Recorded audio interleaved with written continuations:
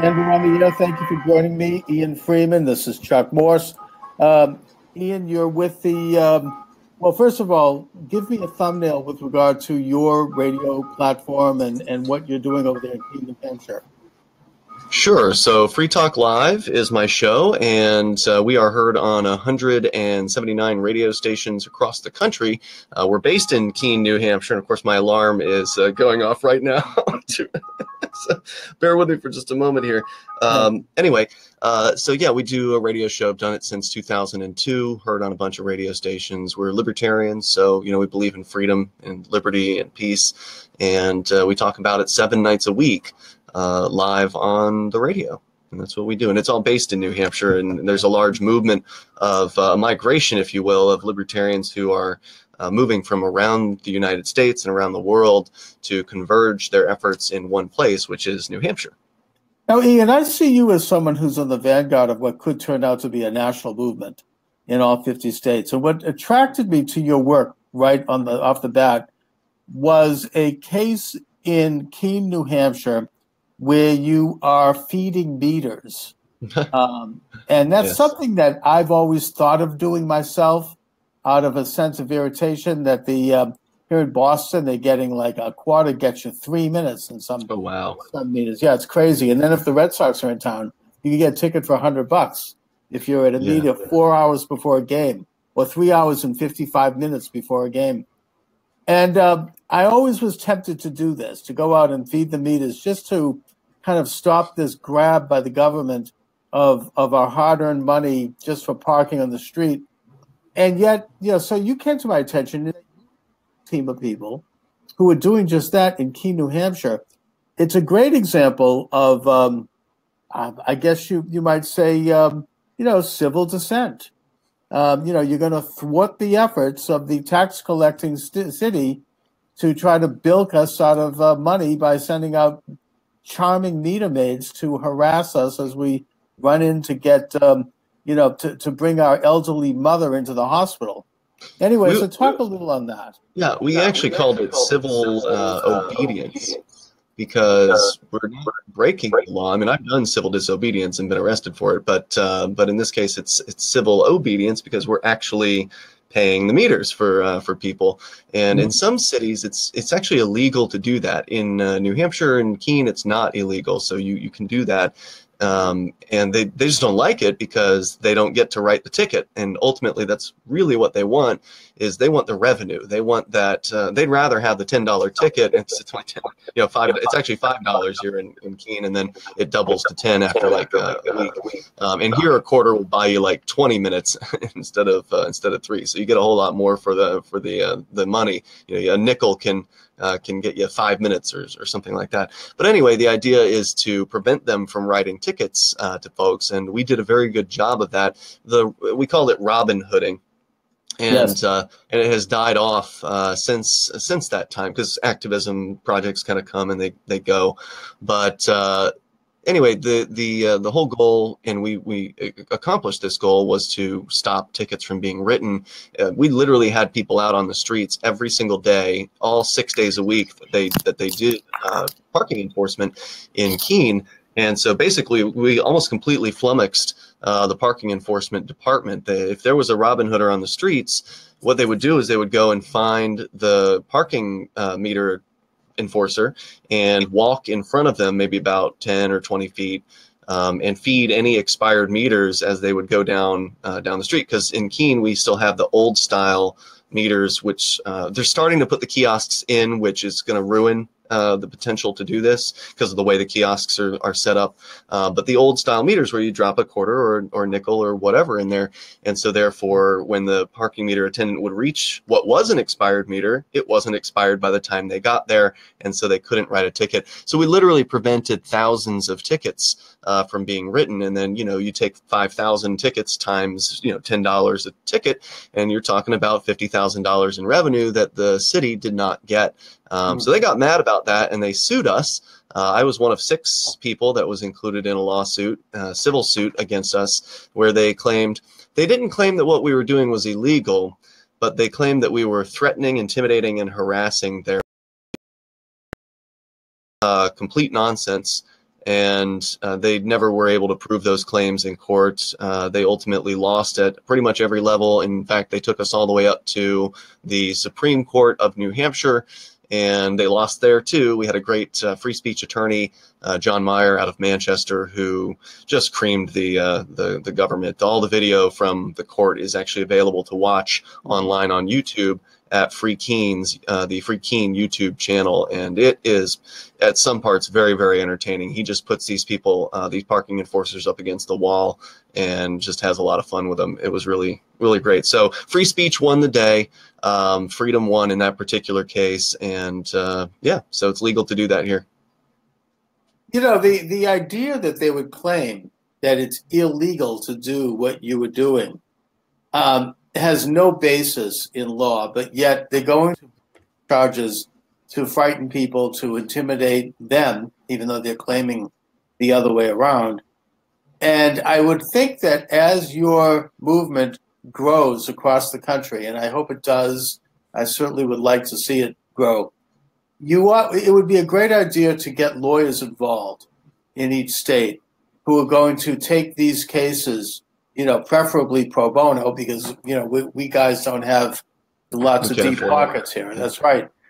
But as a matter of exercising the basic function of the Constitution, preventing the government from engaging in frivolous at best, if not illegal, actions against citizens conducting their affairs as they see fit.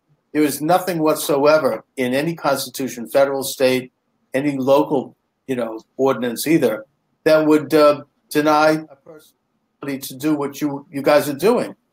Now, you say that they're putting in these new meters. I think they have those here in Boston. I'm sure they do. But there's a way around that too. If you park and you're done with your parking, and there's still time on that ticket, and someone else wants the spot, you can give them your ticket. That's true. That's true. But the window. That's a little different though, because in the case of Robin Hooding, you don't need to have the other person there. You can just drop a coin in a meter and save somebody who's not around. And we would usually leave a little card on their windshield that had like a picture of Robin Hood on it, and, you know, said something like, you know, we've saved you from the king's tariff. It was real cute.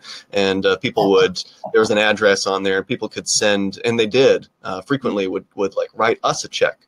So like they knew they were going to get a ticket, and they knew we saved them from a ticket, so they would write us a $5 check as a thank you. And sometimes people would even hand us money on the streets. They'd just come up and, you know, give us a roll of quarters or something like that. So people really appreciated it.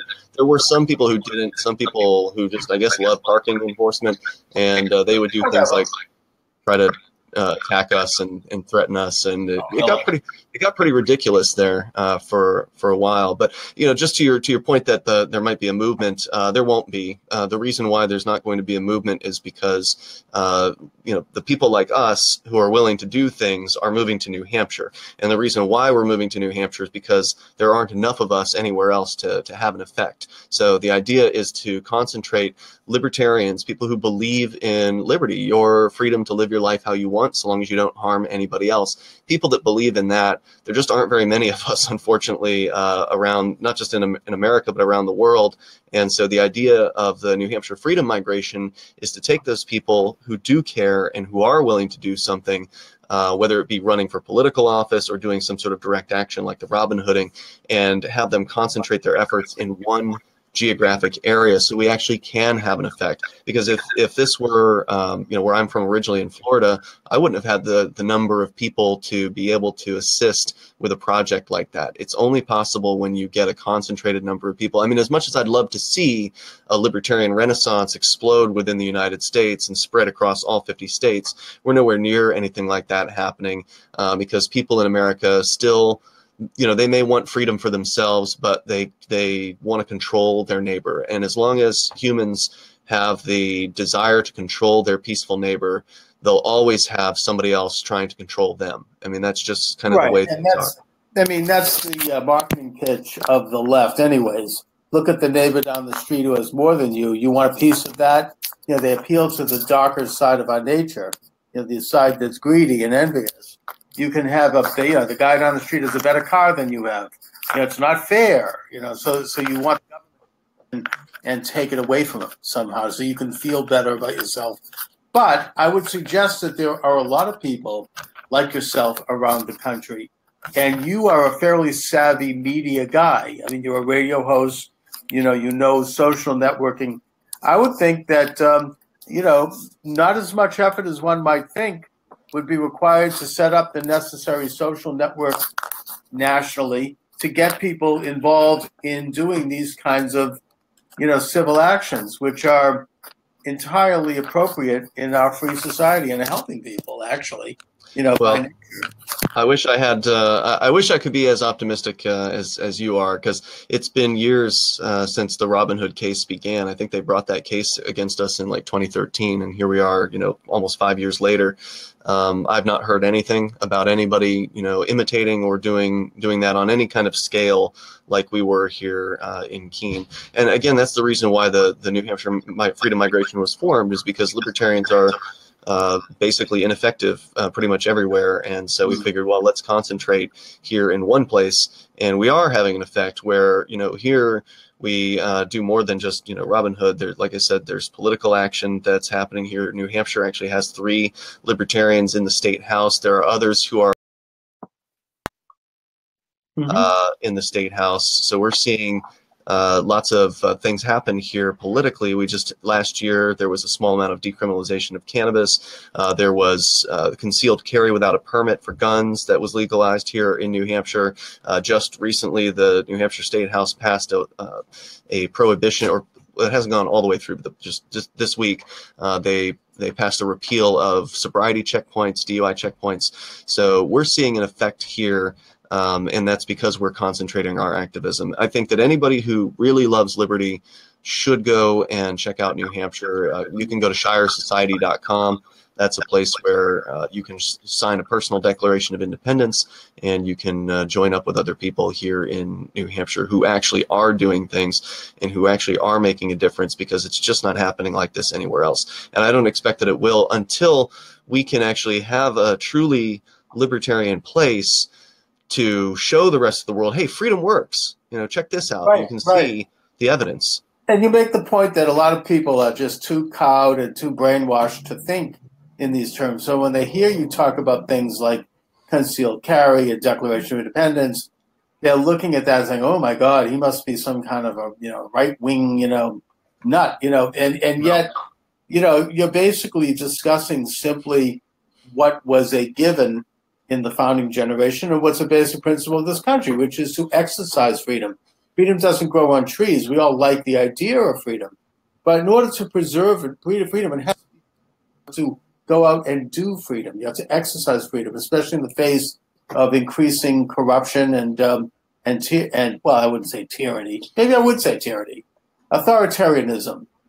I particularly like the fact that you're getting into the issue of driving in cars, because I drive for Uber, and I'm on the road a lot.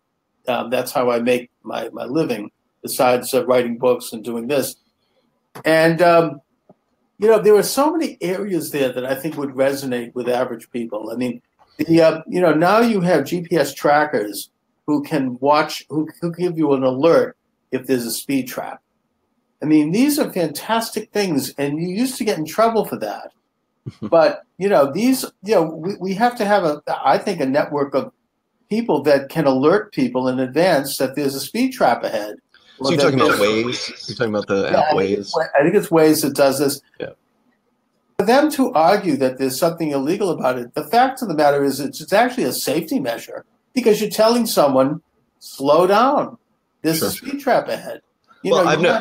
It wouldn't surprise me if they argued that it was illegal, but I don't think they've actually outlawed using Waze. I mean, ultimately, all that is communication. Sort of like back in the 70s when people had CB radios, right? They would key up and say, "Hey, there's what is it, Smokey in a brown wrapper or whatever, sitting here at exit 19." And you used to get in trouble for that. I mean, you could get, if you flashed your headlights after you saw a speed trap, you get in trouble for that. So now it's become a little bit more acceptable because of technologies that allow us to make these sorts of send out these sorts of signals to people. Well, the technology is wonderful. I mean, that's definitely something that has given the individual more power and has devolved that power from the state. And one of the ways we're seeing a lot of that, especially here in New Hampshire, is through the sort of popularity that we're seeing with cryptocurrency. I don't know if you follow that at all, Chuck, with Bitcoin. Talk about that a little bit, because I don't understand that. I know that I actually had a guy in the car with me the other day. He was he was managing cryptocurrency, and he was so excited that he says he hadn't slept in 3 days. He was practically hyperventilating. Oh my God, you got to buy this stuff. I don't understand it, so I'm not going to. Do you understand gold and silver? Yes. Okay, so I used to be a gold and silver guy. I still have gold and silver, and the reason why, when I was into it and still am, is because it's an alternative to the government money, right? We know that gold and silver historically has kept you up with inflation. It has protected you from the ravages of inflation, where the government prints out more currency and devalues the money supply. So cryptocurrency takes that to the next level, because it ultimately is a truly decentralized currency. And what I mean by that is, if you have a vault with a bunch of gold in it, the government can come and they can take that vault, right? Like they can raid and they can steal that gold. And we've seen them take gold in the past, so that's not an unprecedented thing. It happened in the 1930s. Right. So, you know, gold and silver are great. I still think they're good hedges against inflation, but they don't really work very well as a currency. I can't easily send you in Boston. I'm over here in Keene. I'd either have to drive down and give you gold, or I'd have to pay somebody to ship the gold to you. That takes time. It's slow. With cryptocurrency, it's decentralized, it's distributed, and it's secure. So you can easily send value to anybody anywhere in the world in a matter of moments. It's super fast and it's very effective. And the reason why Bitcoin today is worth over $10,000 per unit is because it does what it promises to do. It does allow people globally to transfer value very securely. You know, if it could be hacked, somebody would have hacked it by now. I mean, we're about a decade into this. It came out back in 2009. It was created by an anonymous person, or a group of persons calling themselves Satoshi Nakamoto, and they released this code to the world.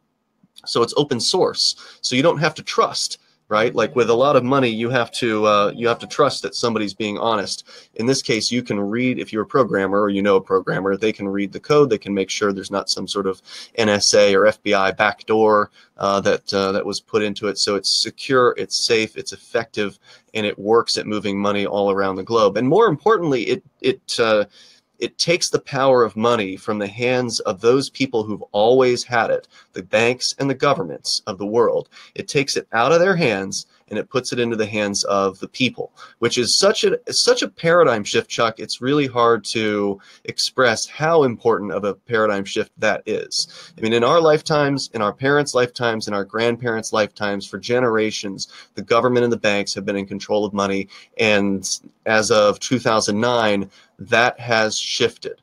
And that is a huge thing. And that's why a lot of the banks hate cryptocurrency. They hate Bitcoin. They're afraid of it. The governments, you know, they're not so happy about it either, but they can't stop it.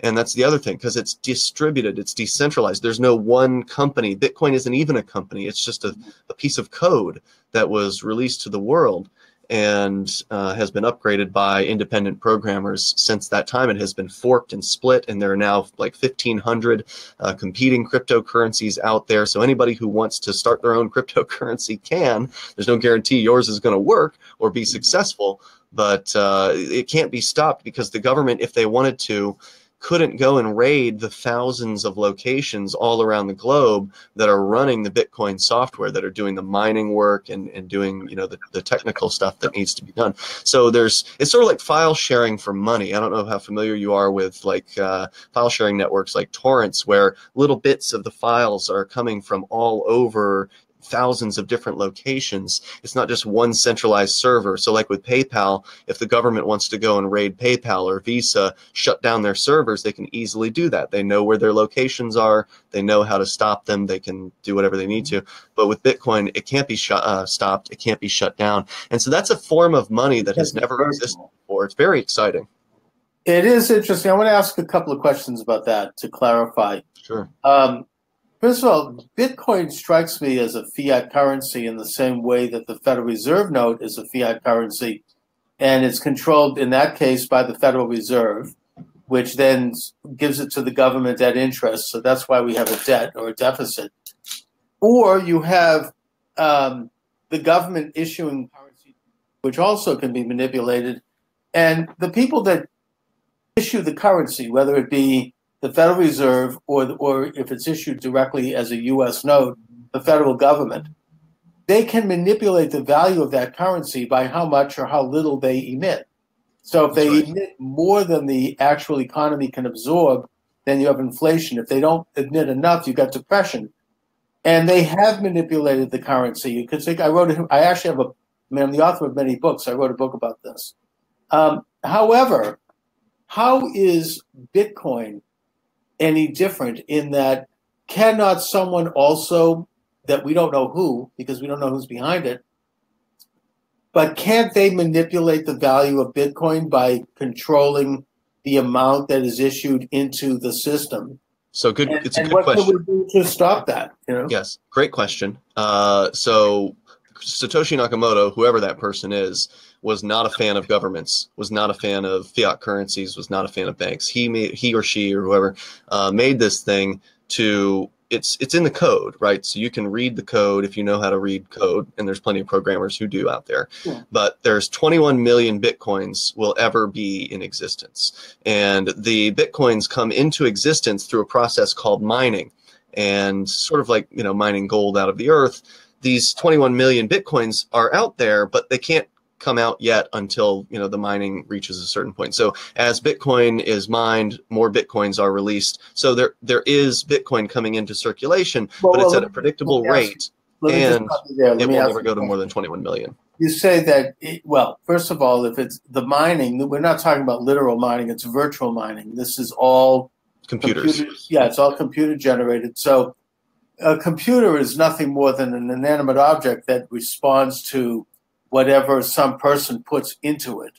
I mean, and that can be millions of things, but nevertheless, what would stop someone from manipulating the system in such a way that they could either increase or decrease the mining, and that would increase or decrease your Bitcoin? And that's going to bring me to a second question, but just what's the deal with that? Sure. So the mining is based on how many people, there's like a factor called difficulty when it comes to the mining. So the more people enter the mining sphere, the more competitors there are for mining Bitcoin, the more difficult it becomes to mine the Bitcoin. And the way Bitcoin's set up, the programming is set up to where what happens is a block, as it's called, is mined about every 10 minutes. Now, the blocks are part of what's called the blockchain, and the blockchain is really the technological advancement behind Bitcoin. And what the blockchain is it's a public ledger that shows you Bitcoin's transactions are all public. So if you know somebody's Bitcoin address, you can go and you can look and you can see how much Bitcoin's in there. You can see where Bitcoin has been sent to and from. And so when a block comes out, what that block is it has transactions that have happened within the last 10 minutes on the Bitcoin blockchain. So that's when that block is mined, it's then placed onto that ledger. When that happens, the miner who successfully mined that block receives what they call the mining reward, which at this time is 12.5 Bitcoin. Originally, the mining reward was 50 Bitcoin. So back in the day when Bitcoin was worth, 2 cents or whatever, somebody was getting 50 Bitcoin at a time for mining those blocks. Over time, when that difficulty is going up, something else that happens is the mining reward cuts in half. So that 50 Bitcoin went to 25, then it went to 12.5. So we're at 12.5 right now. In a couple more years, it's going to go to 6.25 Bitcoins per block. So mining gets more difficult as more people enter it. Conversely, if people leave mining for whatever reason, maybe it's too hard or they give up, the mining could technically get easier. So the way it's set up is to where the blocks are generally going to come once every 10 minutes, which means that it's predictable how often the blocks will be released, which means that we know that it's going to take 100 years basically to get to 21 million Bitcoin. So Bitcoin is very predictable in how much of it is released at any given time, unlike politics, where, as you pointed out, when politicians decide, oh, we need another $1 trillion for another war, then they just go ahead and print it out, hit the print button. Yeah, they go to the Fed, and the Fed prints up the bills. Right, and that's all done based on politics and the whims of, scumbag politicians who are liars and thieves, and it doesn't matter whether they're Democrats or Republicans. We know they're going to manipulate the money supply. Politicians have no ability to do this. And regarding Bitcoin and the potential for manipulation, while Bitcoin was created by an anonymous person or persons, today it is being upkept by people who are visible. By people who are, there's like 100 different people that contribute to the continual development of Bitcoin, and there are even more thousands who are developing the competitors to Bitcoin out there. So unlike fiat currency, which is ruled by politicians at a whim and constantly inflated, Bitcoin, we know what the maximum is going to be. It's going to be 21 million, and right now it's at about 17 million Bitcoin. So it's very predictable. That cap cannot be exceeded. I mean, somebody can't come along and say, let's make another 20.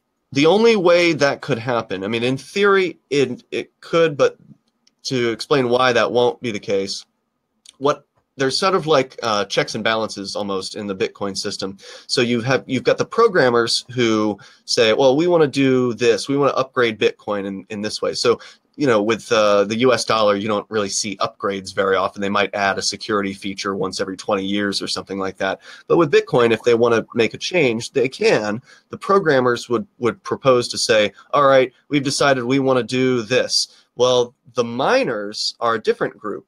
And the miners, if they don't like what the programmers have proposed, they don't have to mine that new version of Bitcoin. They can keep mining the old version of Bitcoin, and then the programmers won't get any kind of traction. There's sort of these checks and balances. So it's very, very unlikely that that's ever going to change. If it did, again, anybody can jump ship anytime and go to one of the competitors. So there's always another cryptocurrency out there that wants to eat Bitcoin's lunch. If you go to there's a website called coinmarketcap.com, which lists based on market cap, which is the total value at any moment of the cryptocurrency based on dollars in the whole world.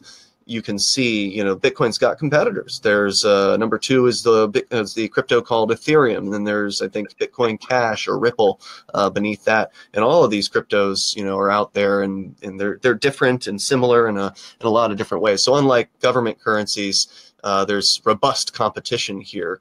And so anybody that's going to break their promise and say, hey, we're all of a sudden going to double from 21 million to 42 million or something like that is going to look really bad for them. It's going to hurt their position in the marketplace. Now, Bitcoin isn't the origin, however, of Bitcoin. The way to enter into Bitcoin, you have to use money. You have to use old-fashioned currency. And once you're in Bitcoin and you've converted a portion of your estate into the form of Bitcoin, can it be reconverted into real property? Can it be reconverted into money? Sure.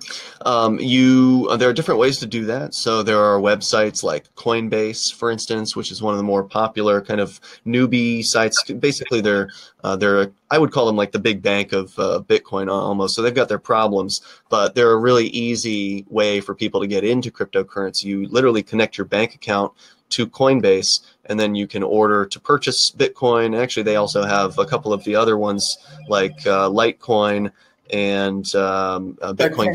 Can you do it the other way around, though? Can you convert it back into cash? Yeah, you can say, all right, well, I've got this amount of Bitcoin and I want to sell it for cash, and then they literally just put cash into your bank account. Now, there's a lot of people who've done that and then have felt burned later because the Bitcoin price tends to go up over time. So if you can afford, it's like buying stock. I mean, there is a certain amount of risk involved, and sure. Yeah, you don't want to put in anything you can't afford to lose because the price could go down. But for people that, if you look at the chart, if you were to go to coinmarketcap.com and click on the Bitcoin link, and you can look at the whole time frame, the last, almost 10 years of Bitcoin, you can see, sure, there have been some downturns. There was recently, it hit up a high of 19,000 earlier this year and dropped as low as 5,000. I mean, that was a big drop. But now it's back over 10,000. So we see that over time, the trend is to go upward. Now, obviously, there's no guarantee that's going to continue, which is why, you know, risk is involved. You know, don't put money in you can't afford to lose. But if you are going to put money in to cryptocurrency like Bitcoin, in my opinion, and I'm not an investment advisor, blah, blah, blah, but the best advice that I've seen is to just hold on for the ride. Don't let the daily ups and downs freak you out. If you hold on and you're patient, there's a very good chance that these things are going to continue to catch on, that more people and businesses are going to continue to adopt accepting cryptocurrency. Like here in Keene, I can go into downtown Keene and I can purchase hamburgers, pizza. I can buy, go to a corner shop, buy a newspaper. I can get those things. I can even have my car repaired for cryptocurrency here, and not just Bitcoin, but another crypto called Dash. And practically, how do you do that? Do you show up with you have a debit card or something that's based on my phone? So I just I've got a Bitcoin wallet. I've got a cryptocurrency wallet on this phone. They've got a tablet at the cash register, and they punch in the total amount, and then I scan a QR code, hit send, and the transaction's done. So in a lot of cases, it's faster than a credit card. But obviously, the place of business has to accept Bitcoin. That's right. Yeah. Now, so in the spirit of libertarianism, I've heard of other sort of alternative currencies. In Berkshire County here in Massachusetts, where I'm in, you've got the Berkey, which is something that Berkshires. Yeah. The Berkshires. Thank you. It's basically issued by a local association, and it's a good at businesses that are members of Berkshires. And, it has a certain functionality. I mean, obviously, you're not going to use it outside of just select businesses, but it's an interesting experiment in alternative currency. The other experiment that I would point to, which goes back, in a sense, to colonial times, is the Bank of North Dakota, which issues currency that is, through loans at very low interest to local businesses and farmers, and the profits to the interest goes to paying for the state. I'm familiar with both of them. So the Berkshires are actually based on the Ithaca Hour, which was originally created back in the 1970s in Ithaca, New York.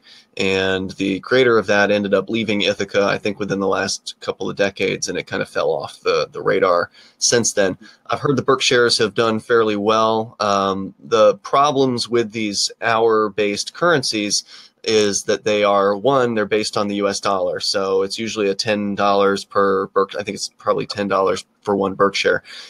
So as the US government inflates the money supply, which we know they're going to, the Berkshires are also hit by that inflation. So that's problem number one. Problem number two is you have to trust the issuer. So sort of like with the government, we don't trust them.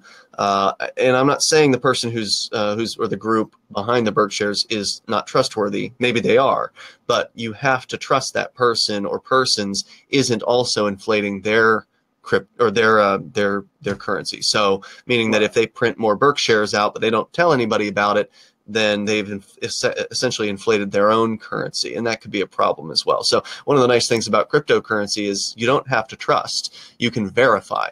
And so because cryptocurrencies are open source, they can be verified by anybody who's got the programming chops to go in there and actually look at the code. And that keeps people honest. It makes sure that you're dealing with legitimate things. Now, that's not to say there aren't scams in the world of cryptocurrency. There certainly are. I mean, anytime there's money out there, somebody's going to come up with a Ponzi scheme or whatever. So you do need to be careful, buyer beware, and make sure you do research before you get into something. And as far as like the state bank goes, one of the first banks in this country, in fact, the first bank in the Western Hemisphere, was right here in Massachusetts.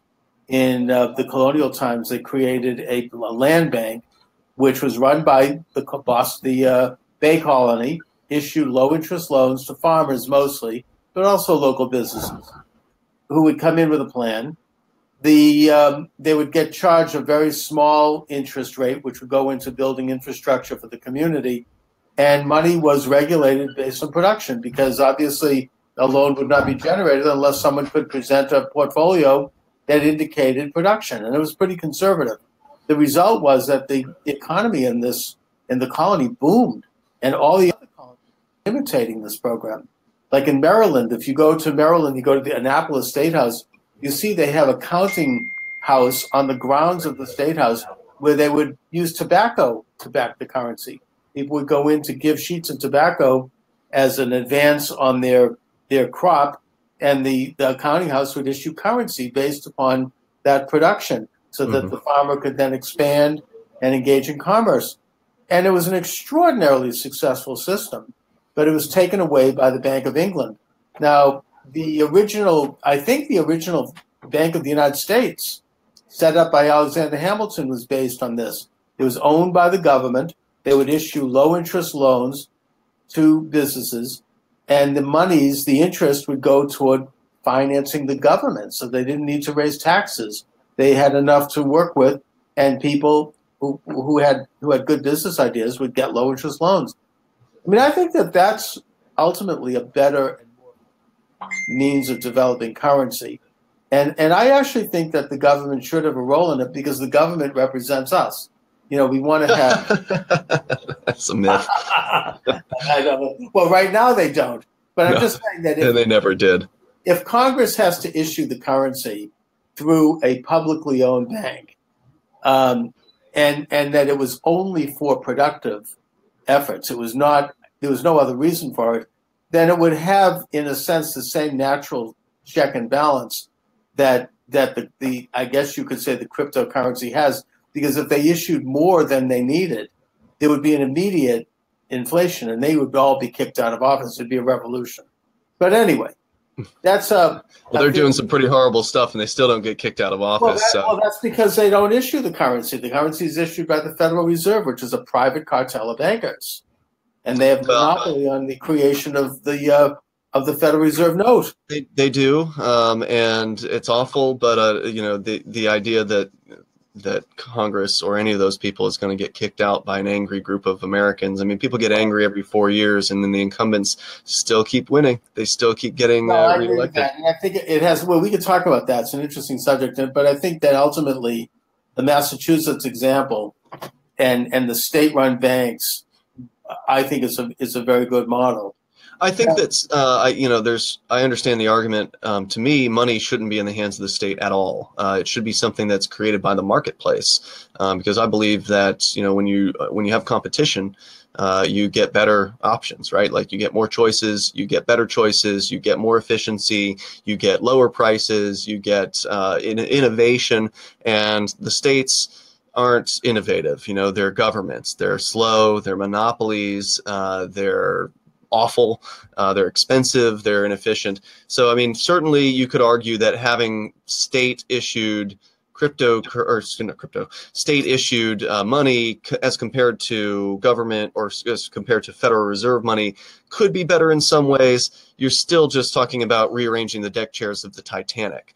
Anytime politics is involved, anytime you have a monopoly service provider, you're going to have poor performance, you're going to have poor products, and poor service. So if we actually had the marketplace providing currency, as we finally do now with cryptocurrency, you've got robust competition. Like I said, there's 1,500 of them right now, and there's more of them coming out constantly.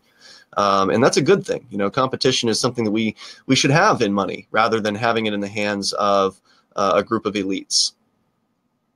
So, Ian, you're involved in this project in Keene, this Libertarian project where Libertarians are coming into the state of New Hampshire from around the country, the Live Free or Die state, that's right, to engage in such social experiments as you've named, namely the parking ticket, the top parking meters, a case which you won, the use of cryptocurrency. What are some of the other projects you guys are involved in? There's too many to count. I mean, I don't even know what they all are. And we're talking about right now, I mean, we're here in 2018. There have been over 2,000 liberty-minded people that have made the move here from as far away as Russia. I mean, we've got people, this is truly an international movement. And this is because people around the world want to be free. And the idea is, hey, let's get those people together and then let them do what they want. There's nobody who's in charge. The people who move here are all individuals, and some of them have issues that are important to them. So, you know, some of them might be really interested in protecting homeschooling rights. Others might be interested in working on gun rights, securing those and making sure they stay good. Because obviously they're already good in New Hampshire, not so much in other states. But, you know, so gun rights or ending the war on drugs, for instance. So everybody's got their own individual issues that they think are important, and they're working on those with other people. Like, I like the idea of secession. I like New Hampshire leaving the United States and being its own place in the world. Sovereign nation. Yeah. So again, people have the things that they want to work on, and they're doing that. And there are a lot of projects out there, you know, whether it be inside the political system or outside of the political system. Maybe it's running for political office, as many people have done and continue to do. Maybe it's creating media like I do with Free Talk Live and LRN.FM, or the Free Keen YouTube channel, or the Free Keen blog. You know, so there's a lot of different ways that we can approach achieving more liberty in our lifetime. But everything that we do here has had a very big impact. Libertarians in other places are ignored, they're marginalized, and that's because they're largely ineffective. But here in New Hampshire, we're a force to be reckoned with. We've got people in the State House already. And when we do things here, we'll make the front page of the newspaper. And it's multiple times every year that libertarians are making headlines here in New Hampshire. And that just doesn't happen anywhere else. And it's because of that concentration. So it's impossible to answer the question of what else is happening, because there's so much happening.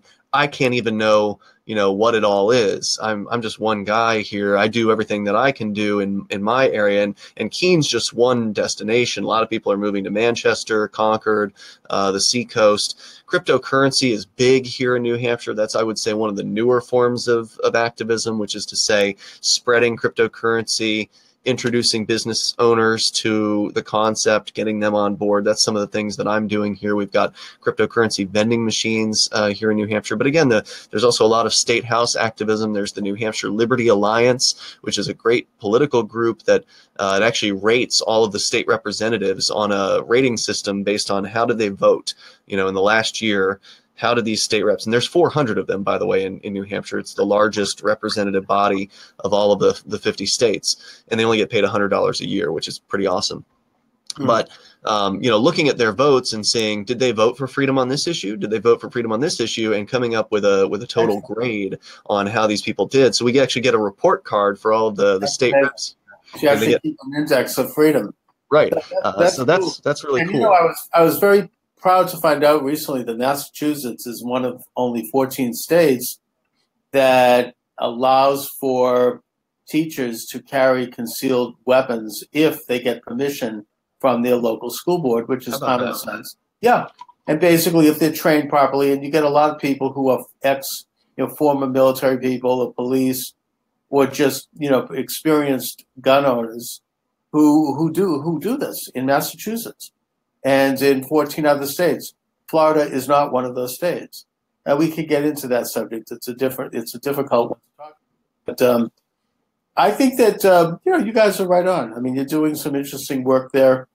You know, to my way of thinking, this is, you know, it's a very decentralized idea, because it does venerate the individual, you know, in my opinion, under God, but you may think otherwise. But either way, it's the individual, and it's the most basic concept that makes America what it is, as codified in the Declaration of Independence, and that is that the individual is endowed by the Creator or by some external and objective force, not by the state. So therefore, we derive our rights from something outside the state, something that can't be manipulated by people, can't be manipulated by governments or by anybody, and that we then interpret that to exercise those rights as sovereign citizens working with each other naturally.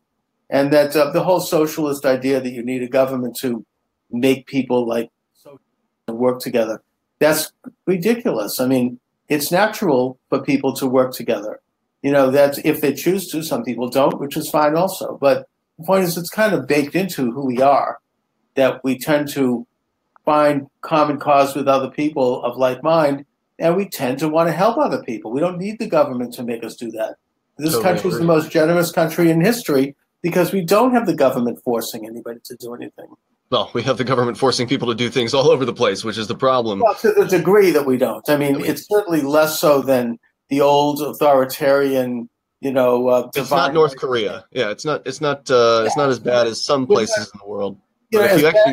As bad as we are, we're still, I think, the freest. Actually, no. You can look at this is one of the things we've done on my show for years. We've looked at the index of economic and personal freedom. If you look at, I think it's the Fraser Institute, the Cato Institute, there are a couple of different studies out there that come out basically every year, and they look at the different governments of the world and different facets, statistics and that sort of thing on how freedom is restricted in those countries, and they rank those countries, based on those things. And the United States has been slipping down the list. Unfortunately, it is not the freest place in the world. There are many countries, several. It's in the top 20 still, but it's not near the top of the top 20.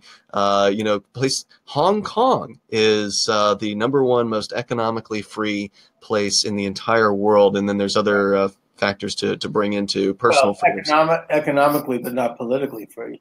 I mean, you could in Hong Kong, the government come in. China's left them alone for the most part. There was a big fear in the late 1990s when. Yeah, otherwise, I mean, I've actually spoken to some people from Hong Kong who have to flee Hong Kong. I'm just saying it's it looks good, and they certainly are a powerhouse, but I'm not sure that you can criticize the government. The media is not so free there. There are certain other indices of, I don't think you could do a show like this in Hong Kong, or the equivalent. As I said, economic freedom. But even if you factor in personal freedoms, there are countries that are above the United States. I mean, it's just a fact. You can go and do the research if you'd like. Now, what I think is also interesting, and I'd love to see a breakdown on the 50 states, because when you look at the whole of the United States, you're also factoring in places like New York and California, which are the 2 least free states, and those bring our average down.